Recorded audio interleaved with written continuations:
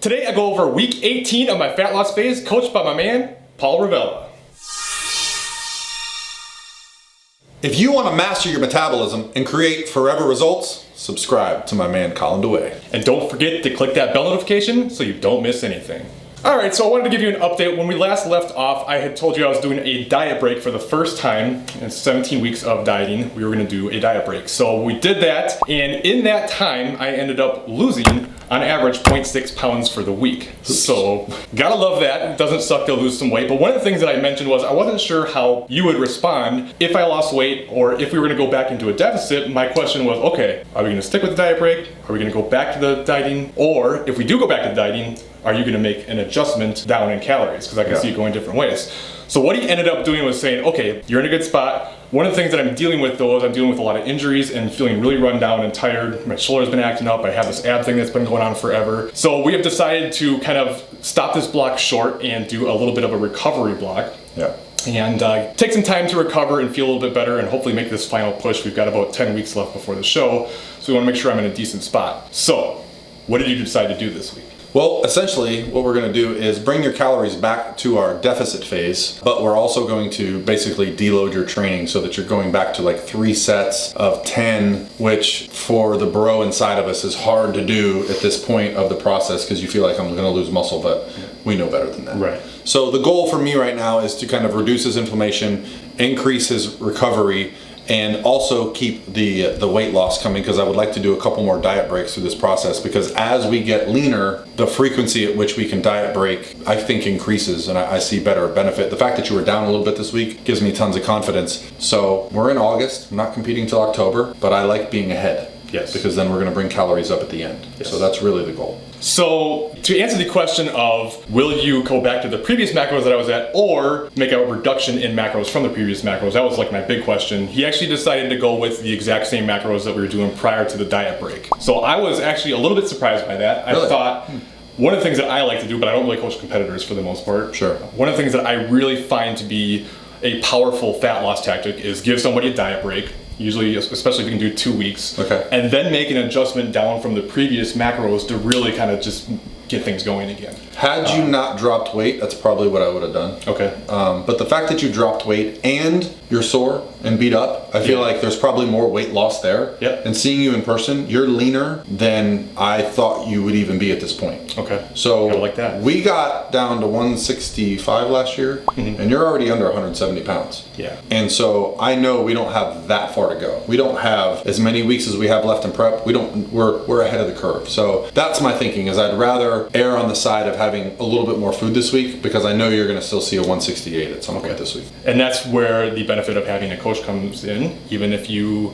are coach yourself, because it's so hard to be objective with yourself. Oh, and I had a coach last year. Exactly. Yeah. And to me, I'm like, okay, let's err on the side of let's make sure that we get that fat loss going again, and make sure that, you say you're ahead of the game. I'm like looking at myself going, yeah, I know I'm lean and all that type of stuff, but it feels like there's still so far to go. Yeah. And like, you get concerned, you're not going to be ready in time. So it's nice to have you have the confidence to be like, oh, no, you're good. Like, let's just continue to be patient. Things are in a good spot. Yeah, with 10 weeks to go, and maybe, we don't have 10 pounds to lose to be in position to be completely shredded. Yeah, that's the decision. And especially when a diet break goes well, that's when you can go, let's just go back to what we were doing, change your training a little bit, and you're going to see a big drop this week. Yeah, and I think the thing that I'm excited about the most is, okay, got the diet break, which actually ended up being 10 days because we had a little bit of a miscommunications, but that's not necessarily a bad thing, because now I'll have 10 days of time to have more calories, make sure my hormones are in Well, I mean, we could have honestly probably done a 2-week diet break just because you were down, but I think the timing of it works out nice. With the reduction in training volume? Yeah. So I will go back to my previous macros, and we'll just see where things go from there. I'm excited because I feel like this is going to give me that ability to make the final push. Yeah. I was getting to a spot where I was feeling really run down, really tired. I started getting like super agitated with little things in life that just,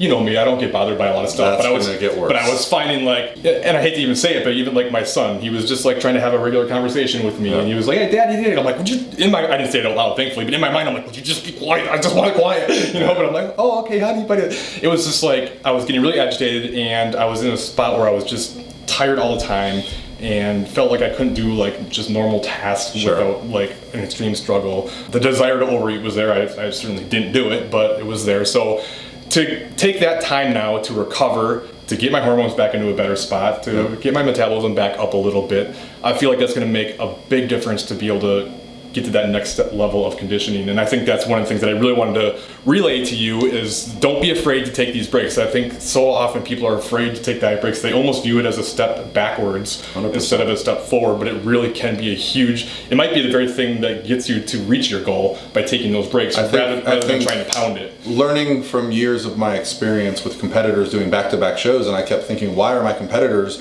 getting leaner after their shows? Why don't we do that before the shows? And sure enough, the way we would peak is we would pull out cardio, up the calories, they'd get leaner, they'd feel better. Well, it took me a little while, but I figured out that that was actually essentially a diet break. Yes. Going into a show. So now that we have that experience, and luckily my clients buy into what I'm preaching, it's hard to get buy-in sometimes from someone that wants to get leaner, and you're like, no, eat more and do less. And right. Like, what? But when you can document it, and I try to document it on Instagram and YouTube, and when you have the confidence to do it, man, it's a game changer. It almost really feels like cheating. Yeah, I mean, it really does, because it just goes so well if you really stick to it. Yeah. So that's one of the things you have to make sure. The word break can be misleading. It's not a free for all. You're literally just raising calories up a little bit, bringing calories, and that's just a little bit of a break. What do you typically raise calories to roughly when somebody's doing a diet break? Is it just basically refeed macros for them? Well, what I'll basically do is it's about the calories of a refeed, but I like to bring the fats up higher and bring the carbs down a little.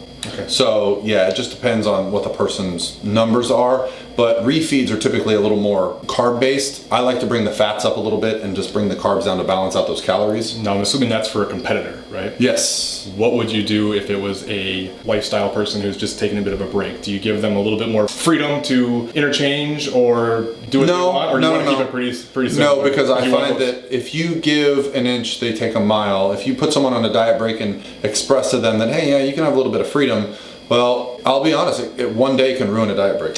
What I mean by freedom is maybe you can do a little bit more fat and a little bit less carbs if you want to interchange carbs and fats to still match calories. Yeah. Not freedom as in just go eat whatever you want. If you know your client well enough to trust them to do that, yeah, absolutely. Yeah. But that's why I bring the fats up, because fats give you a little bit more variety in food selection. More flexibility. I feel it's a little bit better for some hormone support. With cardio going down, carbohydrates can come down a little bit. It's not going to be as necessary. Yes. So, okay. One last thing.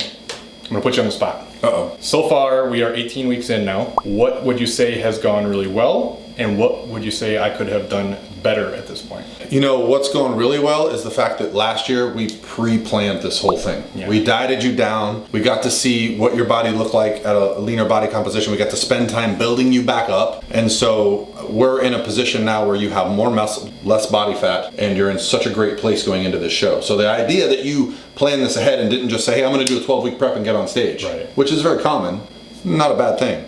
But you're so well thought out that you're in a position that very few people get into. You're ahead, you're eating well, your body composition is phenomenal, so that's phenomenal. What could you have done better? Not got hurt. I don't know what caused your shoulder strain or your core strain, but those are concerns because it's really hard to recover in prep. You can't stop training. You don't want to lose muscle. We can kind of tinker with, your frequencies and stuff like that, but I don't know what causes injuries. Well, I think you can rationalize some of that. I want to make sure I'm doing the best I can. Perhaps I pushed it a little bit too hard and let form break down more than I should have, and I don't know. Yeah, I don't think they were acute injuries. I think they were more accrued, and you just woke up one day like, oh, this is hurting. Yeah. So there might not have been a moment where you could go, yeah, I shouldn't have gone for that extra rep. Right. But that would be the thing is I'm over 40, you're approaching 40, and I think learning from that experience, going, what, that felt a little funny, I'm done for the day, versus 10 years ago it was like, that felt a little funny, I'm still doing 10 more. Yeah. So. And that's the big learning lesson, and that just goes back to the whole patience thing and being smart and not forcing it if it's not there, whether we're talking diet breaks or anything else. I took a day off the other day just because I was like, if I go in, I'm going to wreck my shoulder. Yeah. I wouldn't have done that before. Yep. I'm not afraid to back off on the nutrition now and eat a little bit more because I know it's for the greater good. We don't always want to think short term all the time. Yep. So good stuff. Thank you. Now, if you are not already subscribed to Paul, I will have his channel in the description below. Make sure you go check him out. He actually just did a video with me talking about my transformation kind of over the last 11 years. So make sure you go check that out, and we will talk to you next time.